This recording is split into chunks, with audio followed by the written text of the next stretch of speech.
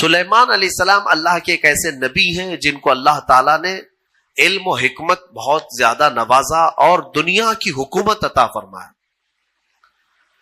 بہت بڑی حکومت سلیمان علیہ السلام کے ہاتھ میں تھی. اتنا ہی نہیں، ہواؤں کو سلیمان علیہ السلام کے تابع کیا گیا تھا.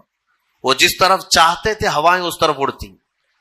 سارے پرندوں کی بولیاں ان کو سکھائی گئی، جانوروں کی، جنات کی، ہر ایک کی بولی آپ کو سکھائی گئی اور ان پر حکومت بھی آپ کو دی گئی.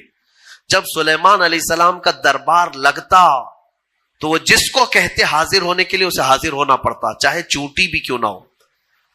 پرندوں میں، جانوروں میں کبھی جھگڑا ہوتا تو فیصلے کے لیے سلیمان علیہ السلام کے پاس آتے.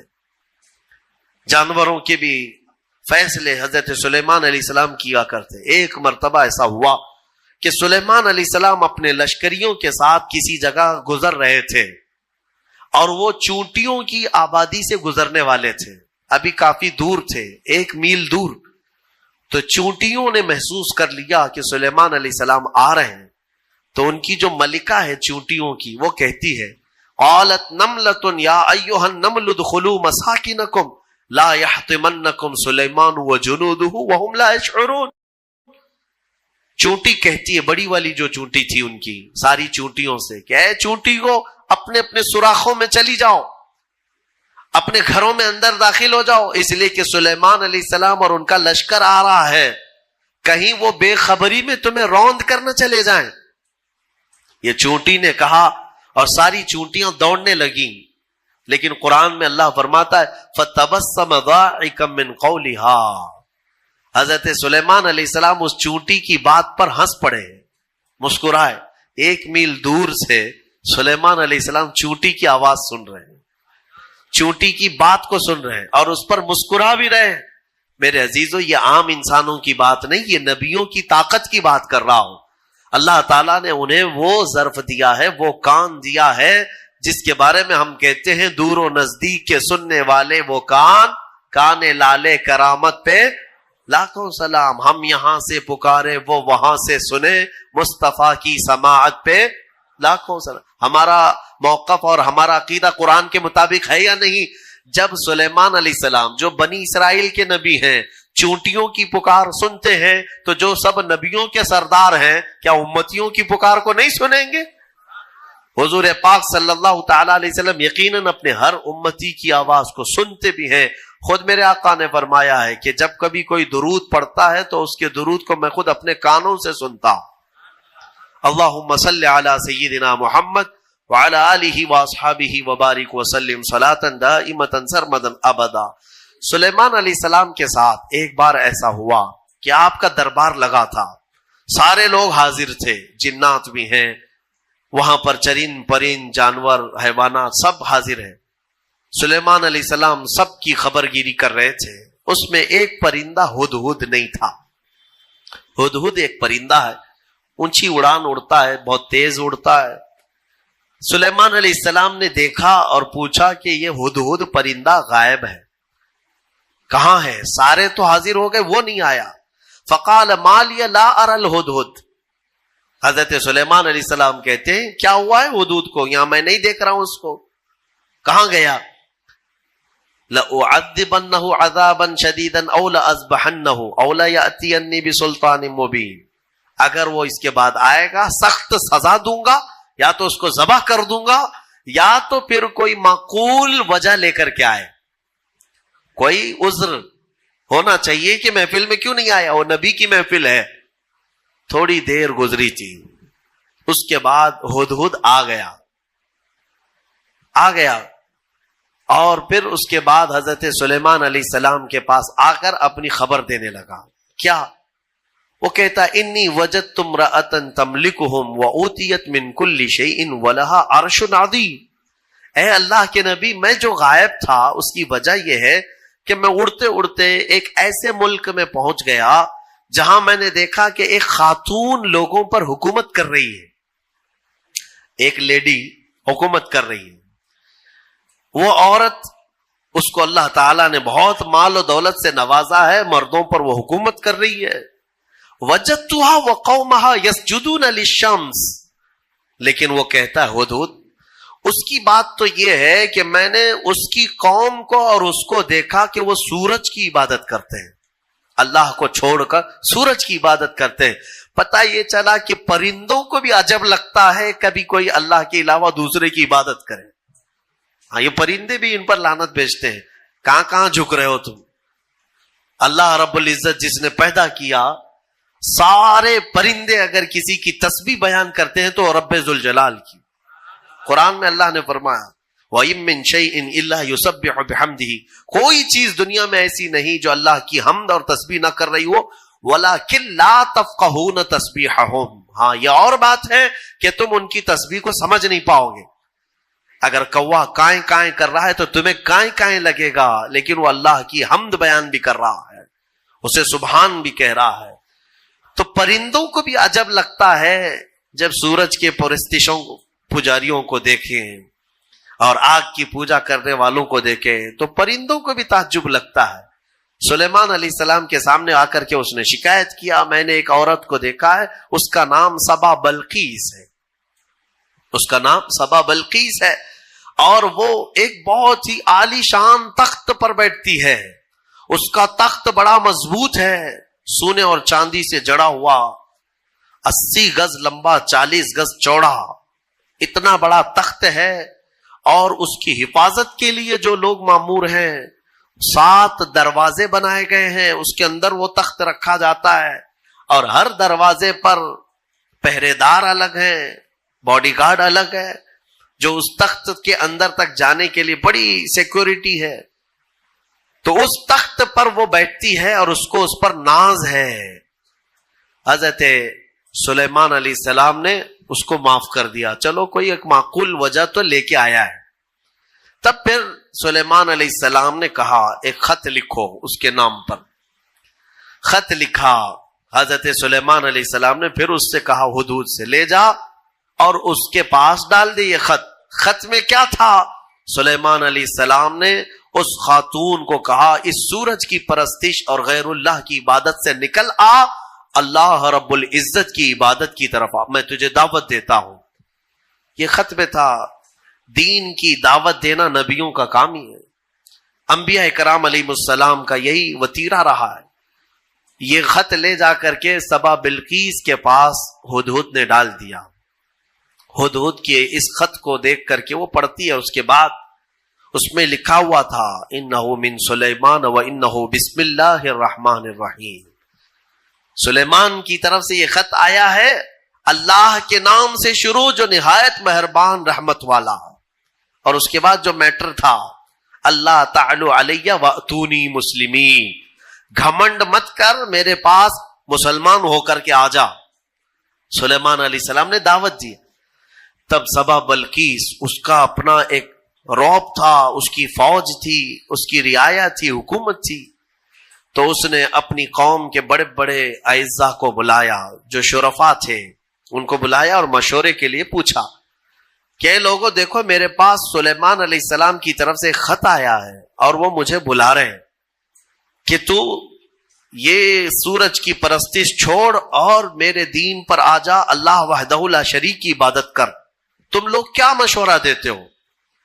تو لوگوں نے یہ کہا، اس کے جو وہاں محل کے پہرے دار تھے یا وزراء تھے، انہوں نے کہا قالوا نحن اولو قوت و اولو بأس شدید، ہم لوگ بہت طاقتور لوگ ہیں اور بہت سخت ترین حملہ کرنے والے لوگ ہیں، باقی معاملہ تمہارے اوپر ہے اے سبا بلقیس، اگر تم حکم دو گی تو ہم حملہ کریں گے، لڑیں گے۔ تو سبا بلقیس عقل والی خاتون تھی، اس نے کہا قالت ان الملوک اذا دخلوا قریۃ افسدوها، میں دیکھتی ہوں کہ جب بھی کوئی بادشاہ کسی ملک میں حملہ کرتا ہے تو پورا تباہ و برباد کر دیتا ہے، شہر کے شہر بکھر جاتے ہیں، وجعلوا اعزت اہلها اذلۃ، بڑے بڑے عزت والے لوگ ذلیل ہو جاتے ہیں، گھر ٹوٹ گئے، دکانیں برباد ہو گئیں۔ تو سبا بلقیس کا یہ جملہ توجہ سے کہ جب بھی کسی شہر پر یا کسی بستی پر یا کسی ملک پر حملہ ہوتا ہے تو بچتا کیا ہے؟ کھنڈرات، سب تباہ و برباد ہو جاتا ہے۔ لڑائیاں 2 بادشاہوں کی ہوتی ہیں لیکن پوری تباہی قوم کی ہوتی ہے۔ ابھی ہم دیکھ رہے ہیں مسلسل اخبار یوکرین کی پڑھتے ہوں گے یا سنتے ہوں گے یا دیکھتے ہوں گے آپ لوگ. بات دو لوگوں کی اور اس میں پوری کی پوری قوم پس جاتی ہے. پورے کے پورے شہر رشیا نے ہلاک کر دیے. آج ہی جا کر کے اٹھا کر کے اخبار دیکھ لینا یا نیوز دیکھ لینا, ایک ایک شہر کو رشیا نے جو جلایا ہے 90% شہر جل چکا ہے. 90% شہر جلا ہوا ہے. جو بچے ہوئے لوگ تھے وہ مارے گئے ہیں یا جل گئے ہیں. باضابطہ میزائل داغے گئے. وہاں کی سرکاری حکومتیں توڑ دی گئیں, تباہ کر دی گئیں. گاڑیاں جلی ہوئی راکھ کی ڈھیر بنی ہوئی ہیں. ایک پورا پورٹ قبضے میں لے لیا. یوکرین چھوٹا سا ایک ملک ہے, لیکن رشیا پورے کے پورے ٹینک اتار دے, میزائل داغ دے, شہر کے شہر کو جلا دے. مزے کی بات تو یہ ہے کہ آتنکوادی نہیں ہے. ہاں, مزے کی بات تو یہی ہے کہ وہ ٹیررسٹ نہیں ہے, آتنکوادی نہیں ہے. آتنکوادی تو افغانستان والے ہیں, آتنکوادی تو ملک شام والے ہیں, یمن والے ہیں. دنیا کی اس دوہری پالیسی کو محسوس کرتے ہو کبھی؟ میڈیا والوں کی زبان سے سنا کہ رشیا آتنک پھیلایا ہوا ہے, دہشت پھیلایا ہوا ہے. ارے اس نے نہ جانے کتنوں کو ہلاک کر دیا ابھی 50 دن کے اندر. 50 دن کے اندر بھوکے پیاسے لوگ ہیں وہاں پر. آج یہ ڈھکی چھپی بات نہیں, سب کی آنکھوں کے سامنے ہے. لیکن کوئی کہتا ہے اس پر؟ دو سپر پاور لوگوں کی لڑائیاں ہیں. دنیا اس میں بات کرنے سے بھی گھبراتی ہے. ہاں, کوئی سرکاری کمنٹ نہیں کرے گا ابھی رشیا کے بارے میں کہ تو ٹیررسٹ ہے یا تو آتنکوادی ہے, کیونکہ ان کو بھی اپنے انجام کی فکر ہے, کہیں یہ دادا ہمارے اوپر بھی حملہ نہ کرے. تو اس کا مطلب ہے کہ ٹیررسٹ, آتنکواد, دہشت گرد, یہ سب جو جملے ہیں نا, یہ خاص خاص لوگوں کے لیے ہے, خاص خاص لوگوں کے لیے ہے. ہاں, اپنا ہو تو بیٹا ہے, دوسروں کا ہو تو پٹا ہے. ہمارے یہاں کہتے ہیں نا, وہ پٹا دیکھو کیسا ہے, یہ پٹا کیسا ہے. وہ سب پٹے ہیں اور اپنا بیٹا ہے.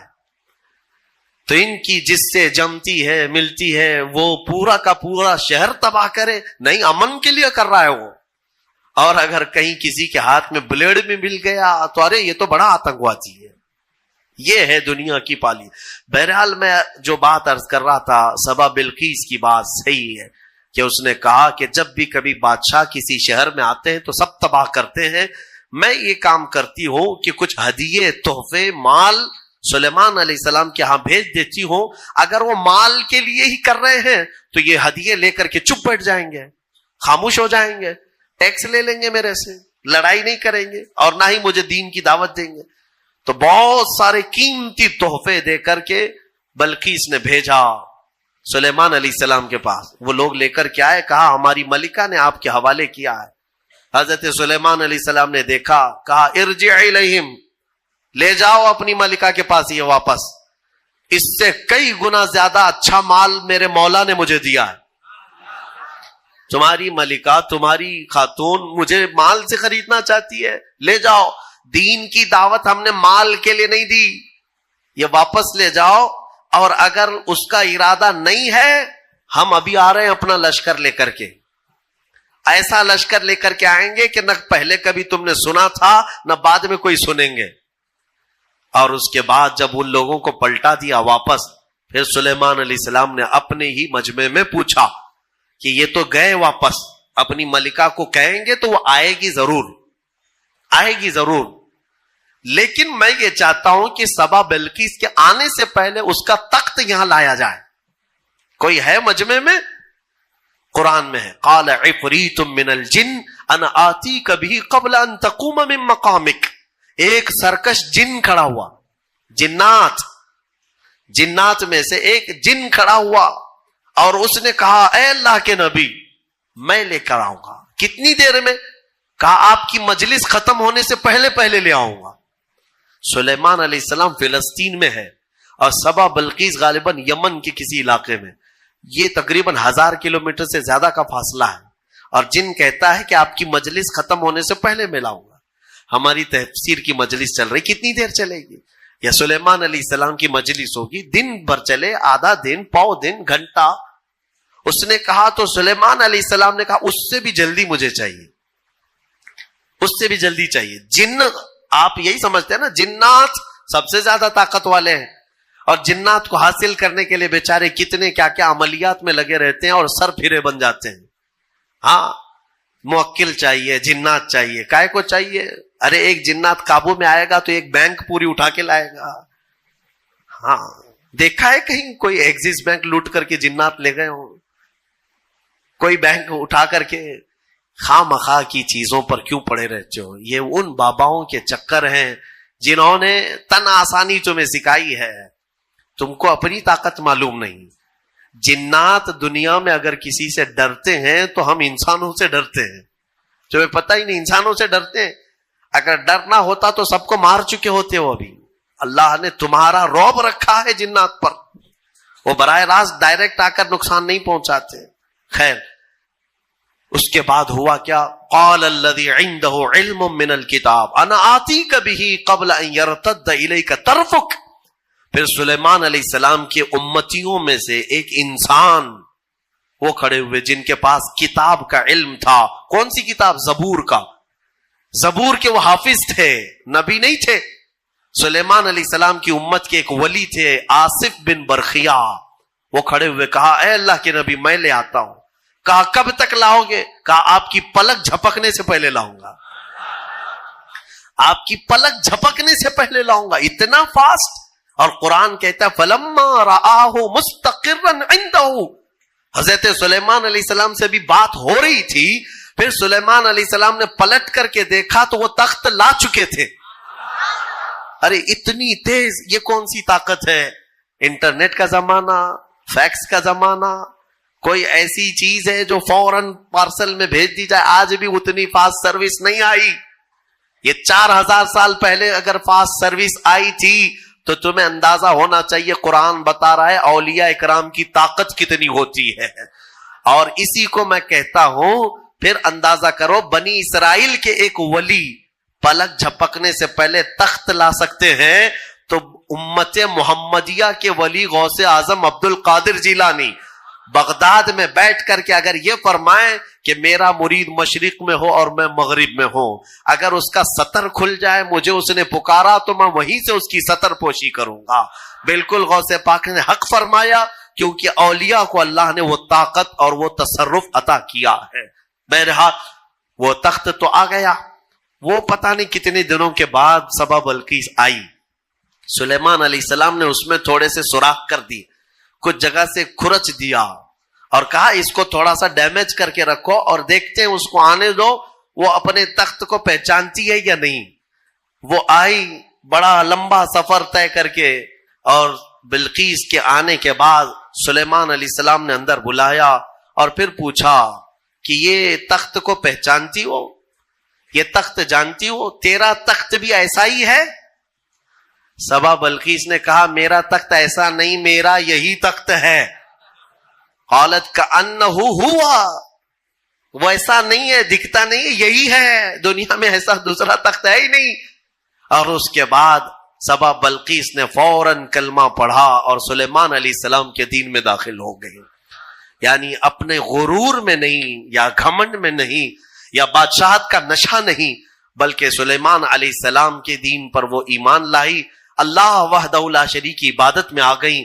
یہاں تک کہ روایات میں ہے کہ سلیمان علیہ السلام نے سبا بلقیس سے نکاح بھی فرمایا۔ اللہ تبارک و تعالی ان تمام چیزوں سے ہمیں درس لینے کی توفیق عطا فرمائے۔ وقت کافی ہو چکا۔ یہ سورہ نمل کی آخری آیتیں تھی جس میں اللہ تعالیٰ نے فرمایا کتاب کا علم رکھنے والے کو یہ طاقت دی گئی تھی، وہ بھی زبور کا علم تھا اس امتی کے پاس جو آصف بن برقیہ تھے۔ اب اندازہ کرو جس کے پاس قرآن کا علم ہوگا تو اس کی طاقت کا اندازہ کیا ہو سکتا ہے۔ اس لیے مولا کریم نے تمہارے پاس دنیا کی سب سے بڑی طاقت قرآن عطا کیا ہے۔ خذوا ما آتیناکم، فرمایا پکڑو اس کو مضبوطی سے جو ہم نے تمہیں دیا ہے۔ انشاءاللہ العزیز یہ قرآن کو جس نے مضبوطی سے تھام لیا، پھر تمہاری کھوئی ہوئی عزت و وقار کو بھی تم پلٹا سکتے ہو۔ اللہ کریم ہمیں قرآن کے پیروکاروں میں